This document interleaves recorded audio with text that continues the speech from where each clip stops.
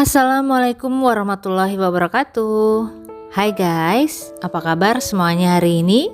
Semoga dalam kondisi baik dan dilancarkan urusannya ya. Terima kasih sudah mampir di video ini. Buat yang suka sama kisah-kisah true crime tapi belum subscribe, bisa ditekan tombol subscribe-nya dan ditekan lonceng notifikasinya. Dan buat yang sudah, kami ucapkan terima kasih banyak.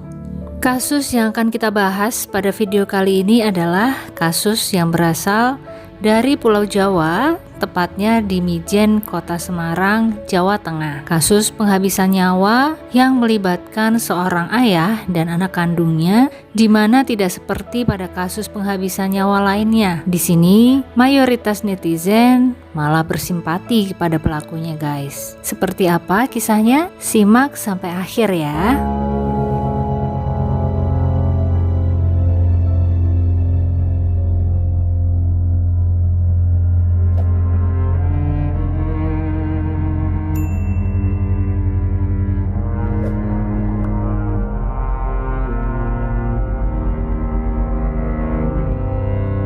Pak Sutikno Miji adalah seorang pria berusia 59 tahun kala itu. Beliau memiliki seorang istri yang bernama Budarsih serta dua orang anak laki-laki bernama Guntur dan Jaryo. Mereka tinggal di sebuah rumah yang cukup sederhana di Kelurahan Tambangan, Mijen, Semarang. Seperti kebanyakan orang tua di dunia ini, Pak Sutikno dan Ibu Darsih tentu saja ingin agar anak-anaknya menjadi anak yang baik serta bisa menjaga nama baik keluarga. Namun sepertinya cobaan diberikan oleh Tuhan kepada mereka berdua justru lewat anak pertamanya yang bernama Guntur guys. Sejak menimba ilmu di tingkat SMP, berarti kisaran usia 12 sampai 15 tahunan gitu ya guys.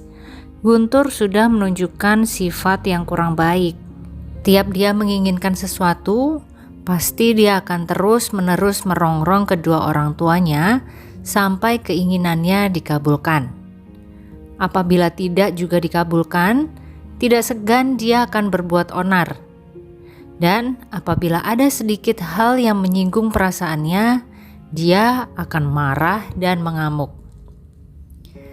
Melihat sifat anak pertamanya yang sangat keras ini, Bapak Sutikno dan Ibu Darsih memilih untuk tetap menghadapinya dengan penuh kesabaran dan lebih mengalah karena mereka berdua betul-betul bingung bagaimana menghadapi anak dengan temperamen seperti Guntur tersebut.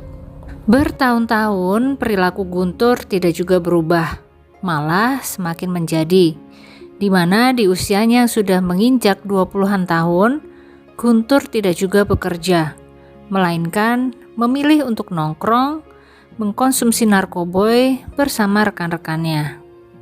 Hingga akhirnya karena tidak tahan, Pak Sutikno, Ibu Darsih dan juga anak kedua mereka, Jaryo, memilih untuk keluar dari rumah tersebut dan kemudian mengungsi ke rumah orang tua Bu Darsih yang lumayan jauh jaraknya dari rumah mereka.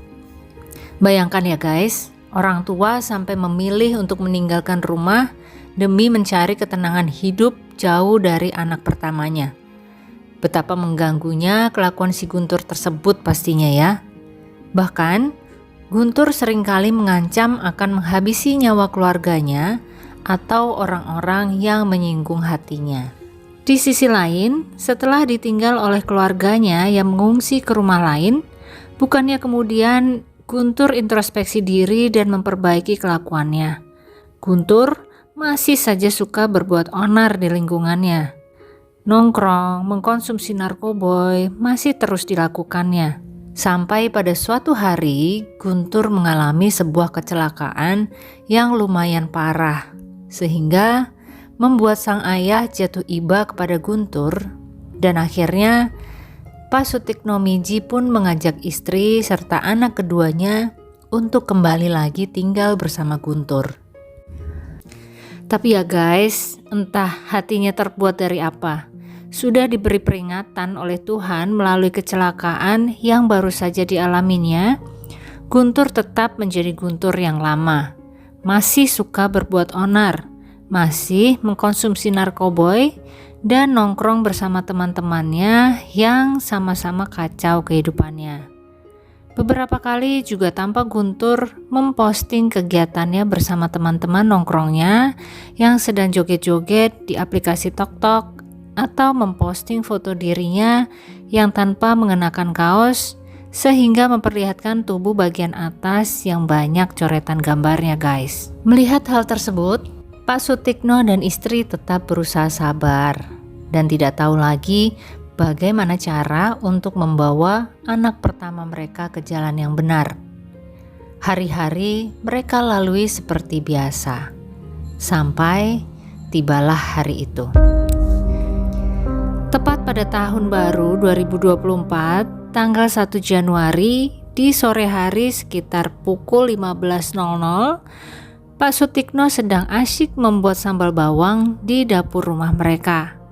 Sang istri dan anak keduanya pun sedang bersantai menikmati sore di rumah. Sedangkan Guntur, dia sudah tidak pulang selama 3 hari. Dipastikan bahwa Guntur bersama teman-teman nongkrongnya mengkonsumsi narkoboy selama 3 hari tersebut. Di tengah-tengah membuat sambal, Pak Sutikno tidak menyadari bahwa Guntur pulang ke rumah dan langsung membuat keributan dengan adiknya. Sampai tiba-tiba Pak Sutikno mendengar jeritan istrinya yang terlihat sangat panik. Sang istri berteriak, "Pak, iki lho piye? Anakmu podo tukaran, adike arep dientekno." Yang kira-kira artinya gini guys, "Pak, ini bagaimana? Anakmu berantem, adiknya mau dihabisi." Mendengar itu, Pak Sutikno langsung bergegas ke ruang tamu meninggalkan cobeknya, dan ternyata benar yang disampaikan oleh istrinya. Pak Sutikno melihat Guntur sedang menantang Jaryo dengan sebuah pentungan dan juga sempat menyerang kelapa Jaryo dengan piring. Pak Sutikno yang panik berusaha melerai, namun Guntur malah semakin menjadi. Guntur pergi menuju dapur dan mengambil sajam untuk menyerang anggota keluarganya. Pak Sutikno yang tidak mau istri serta anak keduanya terluka, kemudian buru-buru menyuruh keduanya untuk meninggalkan tempat tersebut guys. Selanjutnya di ruangan tersebut tersisa Pak Sutikno dan Guntur yang masih membawa sajam. Perkelahian pun tidak terelakkan guys.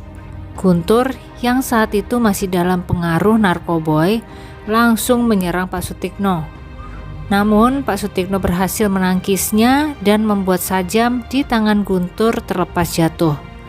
Kemudian terjadilah hal yang membuat Pak Sutikno menyesal di kemudian hari. Masih diliputi amarah yang terpendam sejak lama melihat anaknya yang sudah berhasil dilumpuhkan tersebut, Pak Sutikno seakan tidak bisa meredam amarahnya. Dia mengambil sebuah balok kayu lalu menyerang kelapa Guntur. Tidak berhenti di situ, lalu diambilnya sebuah hebel yang ada di dekat situ, kemudian menyerang kelapanya lagi hingga akhirnya membuat Guntur menghembuskan nafas terakhirnya. Menyadari bahwa anaknya sudah tidak bernyawa lagi, Pak Sutikno segera melaporkan kejadian itu kepada warga setempat yang kemudian meneruskannya ke pihak kepolisian. Wah, nggak bisa kebayang perasaan Pak Sutikno saat itu guys. Di satu sisi dia berhasil menyelamatkan jiwa istri, anak kedua, serta dirinya sendiri. Tapi di sisi lain, dia juga baru saja menghabisi nyawa anak pertamanya. Pihak Polrestabes Semarang pun segera mengamankannya ke kantor polisi dan menahannya. Sementara tubuh korban segera dievakuasi ke rumah sakit untuk dilakukan autopsi. Keesokan harinya Polrestabes Semarang memberikan waktu kepada Pak Sutikno untuk melakukan konferensi pers dan menjelaskan kronologi kejadian kepada awak media. Pada kesempatan itu Pak Sutikno membeberkan bahwa sebenarnya niat awalnya hanya ingin melumpuhkan anak pertamanya tersebut. Namun karena terbawa emosi, Akhirnya terjadilah hal yang sebenarnya tidak dia inginkan itu. Dan Pak Sutikno sudah pasrah menerima hukuman apa yang akan dikenakan kepadanya nanti. Meskipun kejadian ini ada unsur pembelaan diri, namun secara tegas disampaikan oleh pihak kepolisian bahwa tidak ada restoratif justice untuk kasus penghabisan nyawa, karena dinilai Pak Sutikno seharusnya bisa menghentikan aksinya setelah berhasil menjatuhkan sajam yang dipegang oleh korban. Dan karena tindakannya ini, Pak Sutikno Miji dijerat dengan pasal 44 ayat 3 Undang-Undang Republik Indonesia nomor 23 tahun 2004 tentang penghapusan kekerasan dalam rumah tangga dan atau pasal 338 KUH Pidana dan atau pasal 351 ayat 3 KUH Pidana dengan ancaman hukuman paling lama 15 tahun. Demikian guys, kisah seorang ayah yang terpaksa harus menghabisi nyawa anak kandungnya sendiri. Bagaimana menurut kalian mengenai kasus ini guys? Apakah Pak Sutikno pantas dijatuhi hukuman atau malah seharusnya dibebaskan? Dan pelajaran apa yang bisa kita ambil dari kasus ini? Boleh tulis di kolom komentar ya guys. Dan kita doakan semoga Pak Sutikno mendapatkan keadilan yang seadil-adilnya. Dan juga kepada semua yang menyaksikan video ini, semoga selalu dijauhkan dari orang-orang yang berniat jahat kepada kita. Terima kasih sudah menyaksikan sampai akhir. Sampai jumpa di kisah-kisah true crime selanjutnya. Dan selamat beraktivitas kembali. Wassalamualaikum warahmatullahi wabarakatuh.